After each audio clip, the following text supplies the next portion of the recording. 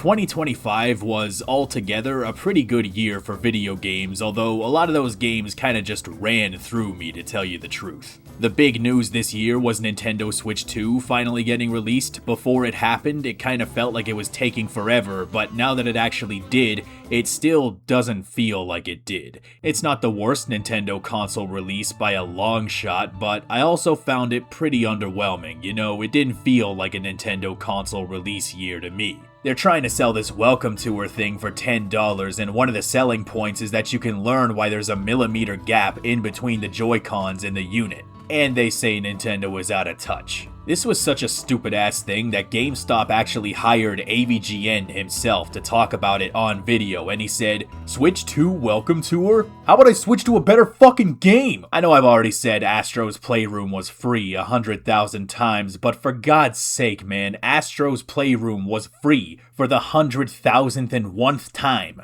Metroid Prime 4 is finally out, and it's better than Borderlands 4, so win? Somebody made a really good Banjo-Kazooie fan game in Dreams. This was so good I had to put it in my marathon. What else happened in 2025? Not much. I guess there's a Homestuck cartoon produced by Spindlehorse. That might not sound like it has anything to do with video games at all, except that Toby Fox is involved and he met with Sakurai to get the Sans Me costume in Smash, which means Sakurai is one handshake removed from Andy Hustle and Vivian Pop, so we can expect to see Fighter Pass 3 starring Angel Dust and John Eggboy, and if it doesn't happen, I will personally deliver Sakurai to Hazbin Hotel myself. Just toss him right on the porch like the world's worst Amazon driver. Before I get to the game list, let's talk about what's coming in the future. Zelda movie got some new details. Benjamin Evan Ainsworth is playing Link. He's the star of Son of a Critch. Now, if you're not Canadian, you're not going to know who this is or what Son of a Critch is, and if you are Canadian, you probably still don't know these things because he's actually British and nobody under the age of 50 watches CBC anymore. But I think there's still a chance that it could turn out well. We don't know a lot about the story or what games it'll be using as a template, but my hope is that it stays the fuck away from the Breath of the Wild era because I am just so over that shit. I don't care about the Demon King, Secret Stones, or the Imprisoning Ward, so do not tell me. I don't want to hear anything about that ever again. My pipe dream is that it's gonna be a really weird and brazen movie like Majora's Mask, but if the Mario movie is any indication, that's never going to happen. We are getting a sequel to the Mario movie though, and even though I don't think it'll be a masterpiece, it'll be a good popcorn movie like the first one. Rockstar announced brand new delays for Grand Theft Auto 6. If it made its original release date, we would all be playing it right now, but I think every serious person knew from the start that that was not gonna happen either.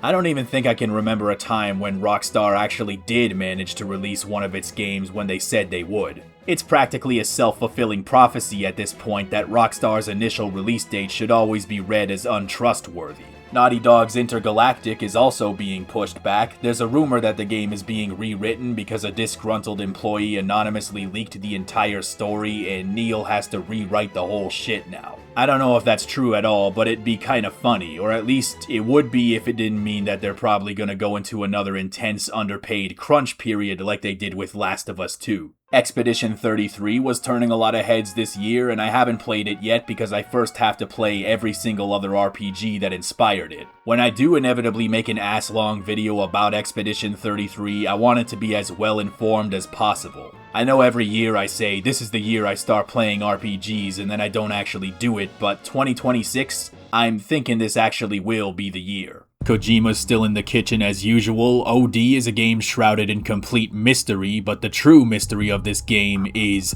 why the fuck is it on Xbox? I didn't play every new game that came out in 2025, but I did play a lot of old games that I've been meaning to get around to for years, and a lot of the time, those ended up being just as memorable if not more so. So if there's one takeaway from this video, it's that you should open up that backlog because you might discover that the fresh new game experience you're looking for was hiding under your nose the entire time.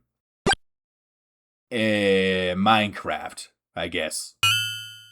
Mario Kart World is a piece of shit that costs $80 and the online is garbage and Nintendo sucks ass and anybody who buys games from them and supports them in any way is a dumb idiot, the weakest link, and deserves to sleep on a bed of rats. I don't care if you played Mario on the NES back in 1952 or if your grandma worked for Nintendo, if you support this company in any measurable way, you are going to hell. But to be fair, I guess the music is nice and the graphics are real good and it is kind of fun to go off a ramp once in a while.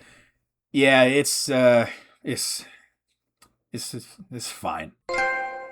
Something horrible happened in 25. I finally revisited a hugely popular and dearly beloved Western RPG that I hated for years. And then, something even worse happened. This time, I actually kinda liked it. It wasn't The Witcher 3. It was Skyrim. I don't know what the hell has happened to my brain, but yeah, I guess this is my Skyrim arc. I liked wandering around this big world and getting sidetracked by a cave full of shit that I can't carry half the time because of over-encumbrance. And because the game is ancient, my computer has more than enough overhead to make up for Bethesda's abysmal dog shit optimization, and I liked breaking the game with sneak archer shit, so yeah, I like Todd Howard now, so please don't fuck up Elder Scrolls 6 and make me regret saying those words.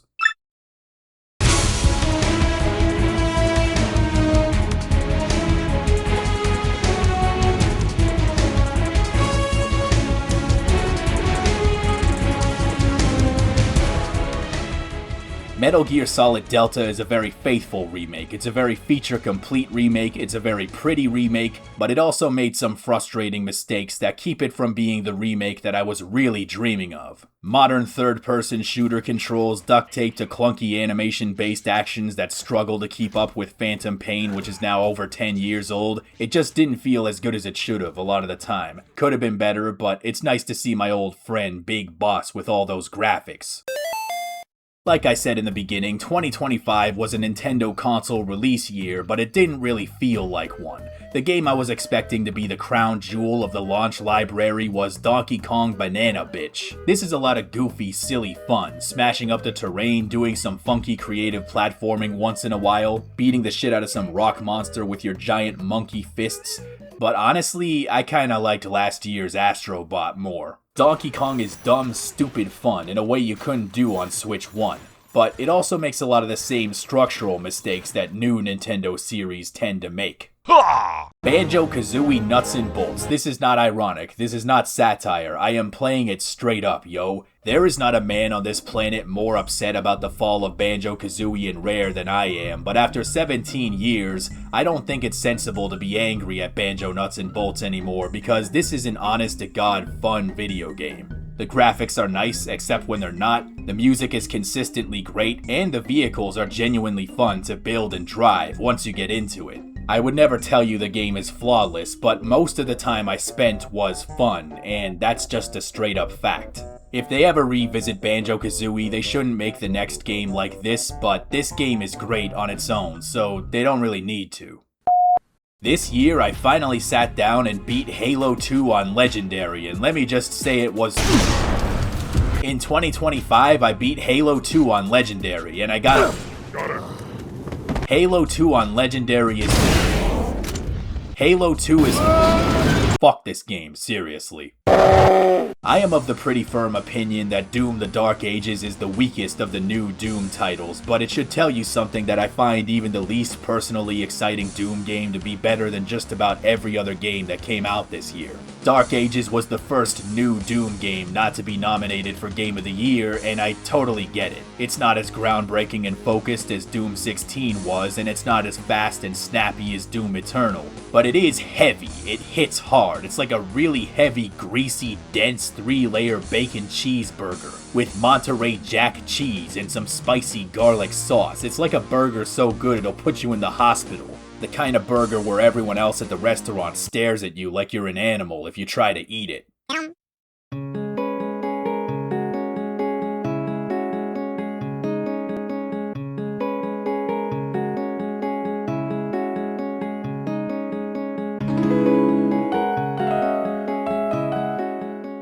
It took me 10 years, but I finally beat Undertale. Toby, thank you.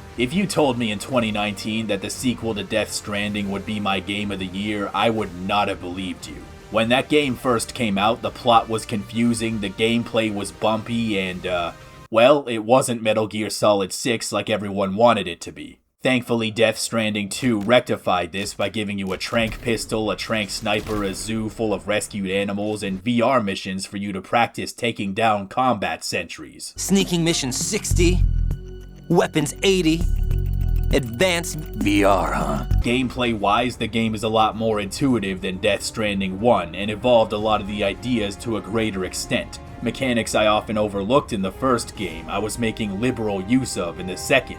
And it actually made it way easier to return to the original, but most importantly, I made sure to take my time and do all the side shit so I could get the best equipment and learn the secret of the pizza man who teaches you kung fu. No one will ever stop me from making my pizzas.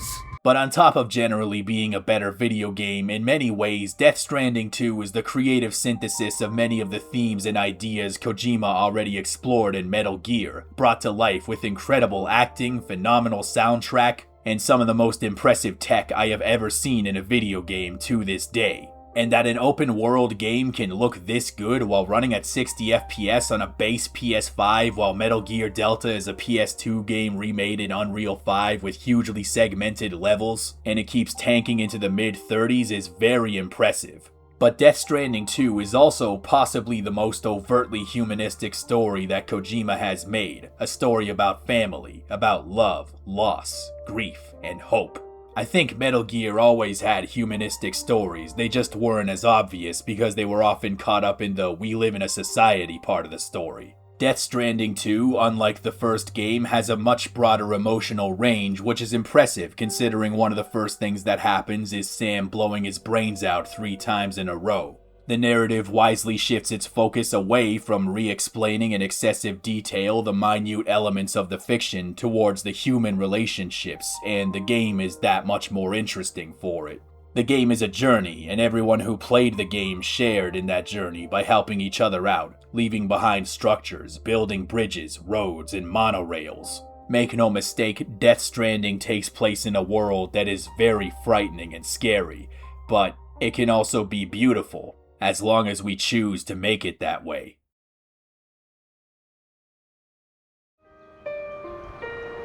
The human race will probably come to an end sometime, and new species may rule over this planet. Earth may not be forever, but we still have the responsibility to leave what traces of life we can.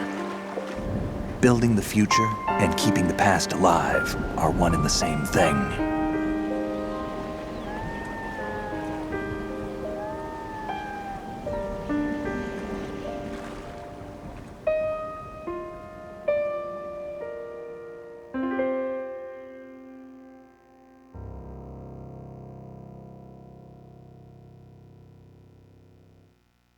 Kept you waiting, huh?